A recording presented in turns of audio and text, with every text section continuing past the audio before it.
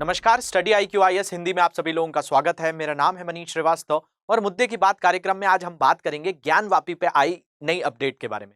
High court ने आदेश दिया है कि आर्कियोलॉजिकल सर्वे ऑफ इंडिया यहां पर साइंटिफिक रिसर्च कर सकेगा। किस जगह पे? तो ज्ञानवापी जो कॉम्प्लेक्स है उस जगह की बात की जा रही है। यहाँ पे दो पक्ष हैं, इन पक्षों को भी समझेंगे कि किस पक्ष का क्या कहना है। वैसे ये मामला काफी चर्चाओं में रहा है और इसकी हम एक तरीके से वैज्ञानिक तरीके से भी बात करेंगे कि भाई यहां पर जो अभी हाई कोर्ट का आदेश आया है क्या वो सही तौर पर है, जिससे कुछ निष्कर्ष निकल सकता है कि नहीं निकल सकता है, और इसके और क्या अलग अलग विकल्प हो सकते हैं उन पर भी बात करेंगे। तो अभी जो आज हम बात कर रहे हैं, आप देखिए यहाँ पे एक शब्द दिख रहा है आपको, कार्बन डेटिंग। तो आज हमारी जो बात होगी वो इस पर भी होगी कि भाई कार्बन डेटिंग क्या होता है, इसके अलावा जो ज्ञानवापी है वो क्या है, और ASI को किसने मंजूरी दी है। तो यहां पर इलाहाबाद हाई कोर्ट की बात होगी।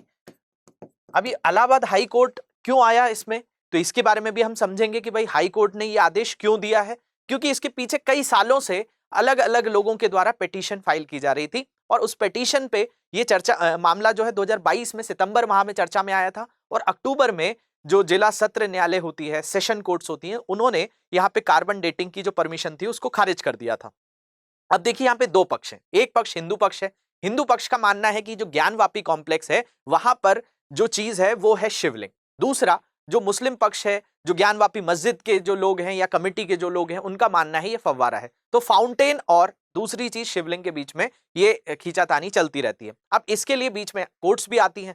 भाई ये मामला शुरू कैसे हुआ, क्या चीजें रही, तो इसकी एकदम गहराई से बात करेंगे। तो शुरू करेंगे, मैंने आपको बताया ये तीन चीजों पर हमारा आज डिस्कशन होना है, तो इनको अच्छे से समझ लेंगे और ये भी हम अपने आप से भी निष्कर्ष निकालेंगे क्या ये विकल्प सही है इस जगह पे, इससे क्या कुछ आगे अपडेट्स हो सकती हैं। लेकिन अभी जो अपडेट है वो हाई कोर्ट के द्वारा आदेश दे दिया गया है। तो शुरू करने से पहले कोई भी तरह के डाउट्स आते हैं सोशल मीडिया हैंडल पे मुझसे जुड़ सकते हैं।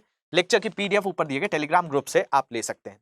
इसके अलावा एक अपडेट आपके लिए और है कि बैच नंबर 5 स्टडी IQ का आया हुआ है, जिसमें आप प्रारंभिक और मुख्य परीक्षा के लिए हिंदी माध्यम में तैयारी कर सकते हैं हमारी टीम के साथ। 2 साल के लिए कोर्स वैलिड होगा। अगर आप ये कोर्स लेते हैं तो आपको ये 18,999 का अवेलेबल हो जाएगा अगर आप मेरा कोड यूज करेंगे मनीष लाइव, और इसमें एडमिशन लेने की लास्ट डेट है 20 मई, तो उसको जल्दी से आप एनरोल कर लीजिए। इसके अलावा आप NCERTs पढ़ना चाहते हैं तो NCERTs के ऊपर भी हमारी टीम एक बैच लेकर आई है जो 100 डेज का लाइव कोर्स होगा, जिसमें आपको सारे सब्जेक्ट की NCERT पढ़ाई जाएंगी और ये मात्र 1499 में पढ़ाया जा रहा है। इसमें भी आप मेरा कोड यूज कर सकते हैं मनीष लाइव, तो आपको एकदम न्यूनतम दाम पर मिल जाएगा और ये कोर्स 22 मई से स्टार्ट हो रहा है। अब ये चीज आपको पता चल गई।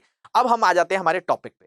हमारा जो टॉपिक है ज्ञानवापी जो मस्जिद का जो क्षेत्र था, ये कहां से आया, किस तरीके से आया। तो यहां पर आपको एक चित्र दिख रहा है, ये है औरंगजेब। अगर हम बात करें औरंगजेब की, तो औरंगजेब ने शासन किया कब से कब तक, तो औरंगजेब का शासन मिलता है 1658 से 1707, 49 साल इसने शासन किया। अब एक किताब मिलती है जिसका नाम है यासिर-ए-आलमगीरी।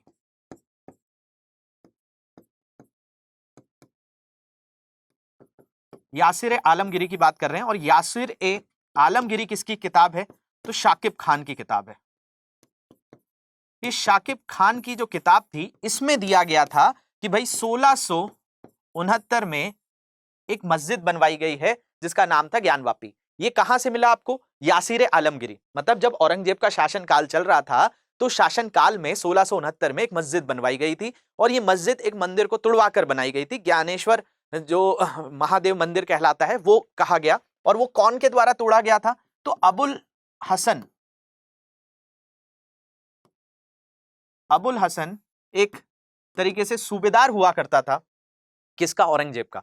देखिए औरंगजेब जब शासन कर रहा था तो इसके पास बहुत सारे सूबे हुआ करते थे, तो इन सूबों को संभालने के लिए अलग अलग सूबेदार बिठाए जाते थे। उनमें से एक अबुल हसन था। तो अबुल हसन पर इस किताब में बताया गया कि जो औरंगजेब का सूबेदार है या आपका एक तरीके से गवर्नर बोल सकते हैं किसी जगह का, उसने इस यहाँ पर जो मौजूद महाकाल या शिव का जो मंदिर था, ज्ञानेश्वर जिसको नाम दिया गया था, उसको तोड़वाकर यहाँ पे मस्जिद का निर्माण करवाया 1669 में। अब ये चीज किताब में, इस किताब का रेफरेंस लिया जाता है यासिर-ए-आलमगीरी। इस यासिर-ए-आलमगीरी में ये बताया गया कि यहाँ पर मंदिर तोड़वा दिया गया और फिर यहाँ पर एक शिवलिंग, एक मस्जिद बनवा दी गई। अब हुआ क्या, इसके 100 साल तक बताया गया कि 1669 के 100 साल बाद तक भी यहाँ पर कोई भी आसपास मंदिर नहीं था। अगर आज आप देखेंगे तो ज्ञानवापी आपको कहां मिलेगा, जहां पर आज काशी विश्वनाथ मंदिर है उसी से सटा हुआ ज्ञानवापी कॉम्प्लेक्स देखने मिलता है। लेकिन क्या बताया गया कि 1669 में जब इसको बनवाया गया तो इसके आसपास तक कोई मंदिर नहीं था। कितने वर्ष तक? 100 साल तक। एक शासिका हुई जिनका नाम था देवी अहिल्याबाई होलकर। देवी अहिल्याबाई होलकर का नाम बहुत फेमस है और ये होलकर वंश की एक काफी प्रसिद्ध शासिका हुई, जिन्होंने लगभग 1767 से 1795 के बीच में शासन किया। तो इनको बताया जाता है कि इन्होंने काशी विश्वनाथ मंदिर का आधुनिक जो मंदिर बना या इसके 100 साल बाद जो मंदिर बनवाया गया वो किसके द्वारा बनवाया गया? अहिल्याबाई होलकर के द्वारा। मतलब आप समझ रहे हैं कि क्या था। तो 1669 में यहां पर एक मस्जिद बनी, किसके द्वारा बनवाई गई? औरंगजेब के द्वारा बनवाई गई। किस किताब में इसका उल्लेख मिलता है? तो यासीर आलमगीरी में मिलता है। किसकी किताब है? शाकिब खान की मिलती है। औरंगजेब का एक सूबेदार है, क्या नाम है उसका? अबुल हसन, उसके द्वारा तोड़वाया गया। उसके 100 साल तक यहां पर कोई भी मंदिर नहीं मिलता है। फिर अहिल्याबाई होलकर आती हैं। इन्होंने बहुत सारे मंदिरों का निर्माण करवाया है, बहुत सारी धर्मशालाएं बनवाई हैं, बहुत सारे धार्मिक कार्य कराए हैं, बहुत अच्छी शासिका रही। और इनका जो क्षेत्र है महेश्वर, महेश्वरी साड़ी के लिए भी बहुत प्रसिद्ध है। देवी अहिल्याबाई होलकर, इनको मातोश्री भी कहा जाता है। तो ये बेसिकली 69 के आसपास ये मंदिर को तुड़वाकर यहां मस्जिद बनवाई गई थी। अब इसी का रेफरेंस लिया जाता है हर जगह। तो हुआ क्या, ये मंदिर को तुड़वाकर मस्जिद बना दी गई ऐसा किताब के अनुसार। 100 साल बाद मंदिर भी बन गया। किसके शासनकाल में? तो देवी अहिल्याबाई होलकर के। अब बात क्या होती है? तो अब अगर हम बात करें तो ये ऐसा सिलसिला चलता रहा, लेकिन सबको ये किताब का रेफरेंस दिया जाता था। लेकिन सबसे पहली बार अगर हम बात करें कोर्ट में केस कब गया, तो कोर्ट में केस जाने की जो बात है वो काशी विश्वनाथ के ही पुजारी जो थे वो 1991 में गए। कहां पर? वाराणसी के जिला एवं सत्र न्यायालय पर। मतलब जो डिस्ट्रिक्ट और सेशन कोर्ट होती है, सिविल कोर्ट होती है, वहां पर यहां के पुजारियों ने एक पिटीशन फाइल करी कि भाई ये जो पूरा का पूरा ज्ञानवापी का जो क्षेत्र है या कॉम्प्लेक्स है, इसको आप जो है मंदिर का ही एक अभिन्न हिस्सा मान लीजिए। दूसरा, यहां पर जो भी अलग अलग मुस्लिम्स पूजा करते हैं उनको वहां से खाली करने को कहा जाए और यहां पर जो विवादित ढांचा है उसको ढहा दिया जाए, उसको हटा दिया जाए। ये मांग उठने लगी थी 1991 में। 1991 बहुत ही ज्यादा विवादास्पद रहा। बाबरी मस्जिद वाला जो मामला था वो भी इस समय काफी तूल पकड़ा हुआ था। तो 1991 में जो कहां के पुजारी गए, तो काशी विश्वनाथ मंदिर के पुजारियों ने कहा कि इसको भी यहां पर भी हमको पूजा करने का अवसर दिया जाए। उन्होंने भी रेफरेंस दिया कि यासीर आलमगीरी में भी ऐसा दिया है। अब कोर्ट ने यहां पर चीजें ली, लेकिन इस पर बहुत ज्यादा खींचातानी हुई दोनों पक्षों के द्वारा। और ऐसे ही बहुत सारी जो घटनाएं थी, बाबरी मस्जिद के बाद बहुत सारी जगह पे दंगे भड़क उठे थे। तो ये मामले को उस समय ठंडा कर दिया गया कि भाई एक और मामला आ जाएगा तो दिक्कत हो सकती है। तो 1991 के बाद ये मामला ठंडे बस्ते में चला गया। कई बार बीच बीच में हाई कोर्ट, सुप्रीम कोर्ट, इनका आना जाना चलता रहा, लेकिन बहुत ज्यादा कोई अपडेट नहीं हुआ। फिर जो पूरी की पूरी तरीके से ये अपडेट आया वो 2022 में सितंबर माह में आया। सितंबर माह में वापस से ये चर्चा में आने लगा। आपने टीवी न्यूज चैनलों पे देखा होगा, खूब डिबेट्स चल रही हैं कि भाई ये मंदिर है या फव्वारा है। यही मामला 2022 से उठा, मतलब लगभग 22 साल तक ये दबा रहा। और उसके बाद वापस से पिटीशन फाइल की गई। सितंबर माह में कहा गया कि यहाँ पे कार्बन डेटिंग कराई जाए। तो वहां की सेशन कोर्ट ने भी माना कि भाई यहाँ पे कार्बन डेटिंग करा ली जाती है अगर सारे पक्ष इसके लिए तैयार होते हैं। लेकिन अक्टूबर आते आते इसको खारिज कर दिया गया और ये खारिज ही रहा। लेकिन जो मंदिर पक्ष था और भी बहुत सारे पक्ष थे, वो कहां चले गए? इलाहाबाद हाई कोर्ट चले गए। और इलाहाबाद हाई कोर्ट ने एक परमिशन दे दी कि वहां यहां पर एएसआई पूरी तरह से एक साइंटिफिक सर्वे करवाए। तो अब ये मामला वापस से चर्चा में आ गया है। तो आपको पूरी टाइमलाइन मैंने यहां पे समझाई है कि कैसे 1669 में बनना और अभी ये 2023 तक कैसे पहुंचा। तो 1991 के बाद 2022 के सितंबर के अक्टूबर के बाद इसको खारिज कर देना और 2023 में मई माह के अंतर्गत वापस से क्या हुआ? इसको परमिशन दे दी गई। तो अब एएसआई जो आर्कियोलॉजिकल सर्वे ऑफ इंडिया है उसके द्वारा यहां पर एक साइंटिफिक सर्च होगा। तो ये मामला 1991 से चला आ रहा है। तो अभी क्या चीज है? तो इलाहाबाद उच्च न्यायालय, यहां हाई कोर्ट का तो पक्ष है ही, तो इलाहाबाद उच्च न्यायालय ने वाराणसी में ज्ञानव्यापी मस्जिद परिसर में मिली एक संरचना, जिसे हिंदू पक्ष द्वारा शिवलिंग होने का दावा किया गया था, का वैज्ञानिक सर्वेक्षण करने का आदेश दिया, जिसमें कार्बन डेटिंग भी शामिल है। हम ये भी समझेंगे क्या कार्बन डेटिंग से कोई चीज निकल कर आएगी। तो ये तो हाई कोर्ट की तरफ से हुआ। और कार्बन डेटिंग एक व्यापक रूप से उपयोग की जाने वाली विधि है जो जैविक सामग्री की उम्र स्थापित करने के लिए लागू होती है। जो नीचे जो चीजें एक बार जीवित थी, सजीवों में विभिन्न रूप से कार्बन होता है। अब देखिए यहां पर बात हो रही है जैविक सामग्री की। अब देखिए इसको समझना बहुत महत्वपूर्ण है, क्योंकि हम यहां पर बात कर रहे हैं जैविक सामग्री, मतलब आपका ऑर्गेनिक मैटर। तो अगर ज्ञानवापी के अंतर्गत जो भी चीज मिली है, जो हिंदू पक्ष शिवलिंग कह रहा है, मुस्लिम पक्ष उसको फव्वारा कह रहा है, क्या उसमें आपकी कार्बन डेटिंग हो सकती है? क्योंकि कार्बन डेटिंग किस पे होती है? जैविक सामग्रियों पे होती है। थोड़ा सा समझ लेते हैं कि कार्बन डेटिंग क्या होती है। देखिए, कोई भी जो तत्व होता है उस तत्व के अंतर्गत नाभिक होता है। मतलब हर एलिमेंट के अंदर, हर तत्व के अंतर्गत एक चीज होती है जिसको न्यूक्लियस या नाभिक कहा जाता है। इस नाभिक के अंतर्गत दो तत्व पाए जाते हैं, एक कहलाता है न्यूट्रॉन और एक होता है प्रोटॉन। अब देखिए क्या होता है, जिन तत्वों के अलग अलग समस्थानिक होते हैं, समस्थानिक का मतलब आइसोटोप्स होते हैं, जैसे कि कार्बन है, तो कार्बन ये सामान्य तौर पर ऐसा पाया जाता है, लेकिन इसका एक समस्थानिक है जिसको कार्बन 14 कहा जाता है। अब समस्थानिक आप केमिस्ट्री में पढ़ेंगे, रसायन विज्ञान में, तो वहां बताया जाता है कि भाई जिनका एक ही तरह का परमाणु क्रमांक हो लेकिन भार क्रमांक अलग अलग हो जाए। जैसे कार्बन का भार होता है 12, लेकिन इसी के समस्थानिक का भार हो जाता है 14। जैसे यूरेनियम में 235, 238, 239, 242, ये अलग अलग समस्थानिक होते हैं। तो ऐसे तत्वों को कहा जाता है कि भाई जो समस्थानिक होते हैं वो थोड़े रेडियो सक्रिय होते हैं। अब रेडियो सक्रिय शब्द क्या है? तो रेडियो सक्रिय शब्द के बारे में हमें Henry Becquerel, madam Curie, Robert Pierre ने बताया कि जब कोई तत्व का नाभिक जो होता है वो अस्थिर होता है तो अपने आप को स्थिर करने के लिए अल्फा, बीटा, गामा किरणों को उत्सर्जन करते हैं, विकिरण करते हैं और अपने आप को स्थिर अवस्था में ले आते हैं। अब इनसे क्या निकलता है? अल्फा, बीटा, गामा निकलता है। तो जब कोई भी तत्व से अल्फा निकलता है तो उससे 2 प्रोटॉन और 2 न्यूट्रॉन कम हो जाते हैं। अगर किसी से बीटा निकलता है तो 1 इलेक्ट्रॉन कम हो जाता है।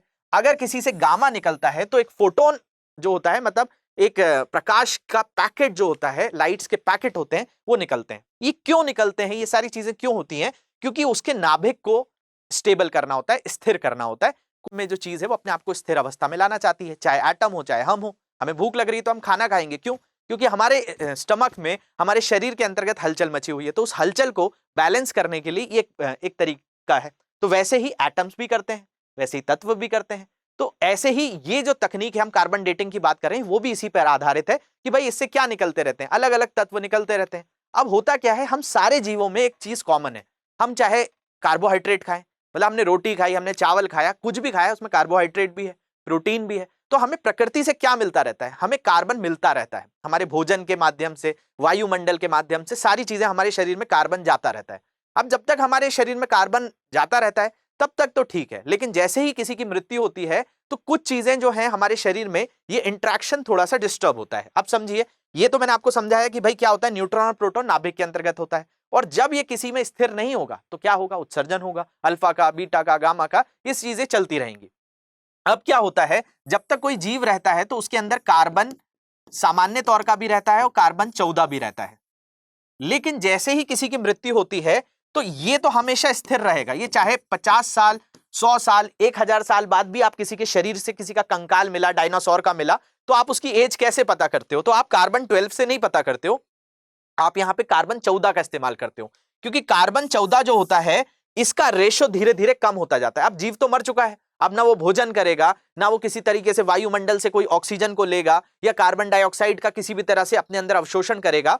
तो कार्बन 12 जो है वो स्थिर रहेगा, लेकिन कार्बन 14 धीरे धीरे कम होने लगता है। इसी को डिके कहा जाता है कि उसके अंदर गिरावट आती जाती है, ऐसे ऐसे गिरावट आती जाती है, जैसे जैसे डिके ऑफ कार्बन 14। अब ये कार्बन 14 में जितनी कमी आती है उस हिसाब से पता कर लिया जाता है कि कितने साल पुराना है। तो अब यहां पर भी वही बात है कि अगर कार्बन 14 का तत्व देखें तो ये जितना भी कार्बन 14 इसमें प्रेजेंट था जब उसकी मृत्यु हुई थी, उसकी के लगभग 5730 साल बाद वो 50% कार्बन 14 बचता है।